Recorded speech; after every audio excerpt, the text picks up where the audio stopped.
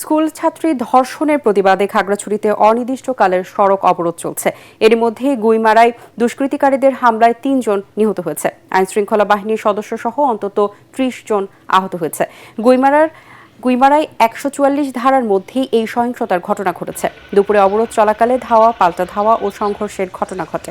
হামলার আঘাত ও গুলিবিদ্ধ হয়ে নারীসহ প্রায় ৩০ জন আহত হয়েছেন।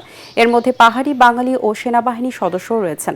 এই ঘটনায় আহত ৪ জনকে বিকেলে খাগড়াছড়ি জেলা সদর হাসপাতালে নিয়ে আসা হয়েছে। তাদের প্রত্যেকের বাড়ি গুইমারায়।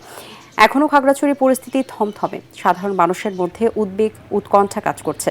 এদিকে অদ্ভুত পরিস্থিতি থেকে উত্তরণের উপায় নিয়ে বিশেষ আইনশৃঙ্খলা সভা অনুষ্ঠিত হয়েছে। সকালে খাগড়াছড়ি জেলা প্রশাসনের সম্মেলন কক্ষে এই সভায় প্রধান অতিথি ছিলেন পার্বত্য চট্টগ্রাম বিষয়ক মন্ত্রণালয়ের উপদেষ্টা সুপ্রদীপ চাকমা।